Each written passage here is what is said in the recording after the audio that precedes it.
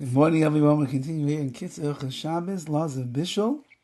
Today is called Kli Rishon, pouring hot liquids or hot food from a Kli Rishon, from the first vessel. HaKiluach sheba mikli, the flow that comes from a vessel, nikra b'shem iri, it's called pouring. Iri Kli Rishon, the pouring from the Kli Rishon, that is the flow of liquid or food that is coming from that Kli. As long as it did not yet get into the Kli Sheni, the second Kli, Yeshalav Din, Kli Rishon. We call it a Kli Rishon. And just like anything you're not allowed to put into a Kli Rishon that's already been removed from the fire, Aser la'aros alav mikli rishon. You're not even allowed to pour the hot water, the liquid, whatever it might be, from the Kli Rishon onto that shigam irim mevashel knas, because that flow, that pouring, can also cook a little bit of whatever it touches. When you have food or you have liquid that can be cooked, munachim b'kli, and it's in the kli, asel ha'aros aleim mikli rishon. You cannot pour from a Kli Rishon onto that food because it's going to be cooking. Im yachashashi is chamu KITZUR. That is why if there's a chashash, a concern that the food that you are pouring onto is now going to heat to the temperature of Yatzel lettuce by.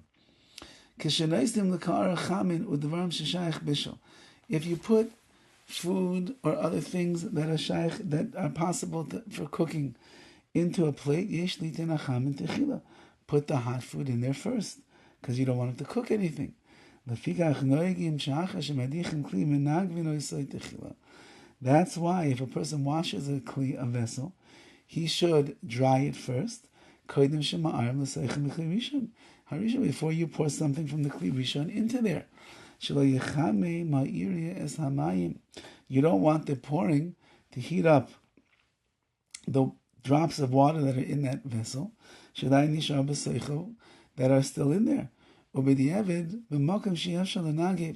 However, if you're in a situation where you just simply can't dry up all the water, like a bottle, the mouth of that bottle is very narrow,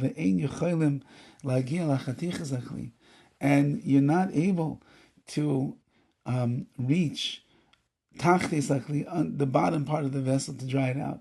There are those that will permit it even without drying it. Aval, be careful. Whatever drops of liquid you can get out of the bottle, you should do that in the first place. Now, if the liquid that was in there was already cooked one time, and it did not yet cool off, then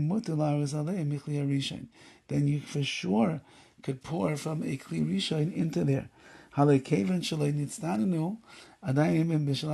Since that it didn't cool off yet, now you're pouring more liquids in there, hot. It's not considered bishul acher bishul, cooking after cooking. However, if the liquid that's inside the Kli already cooled off, even though we said you cannot pour those liquids into a Kli Rishon, we don't have to be that strict about them. Like some kind of a liquid that was not yet cooked, to cause that you need to dry it out first, the Kli, in the vessel. There are those who say, as we mentioned before, that even for a davalach, something that is moist, there's no bishul acher bishul. And if you just pour out as many drops as you possibly can, that's going to be good enough, and you wouldn't have to dry out the entire Kli.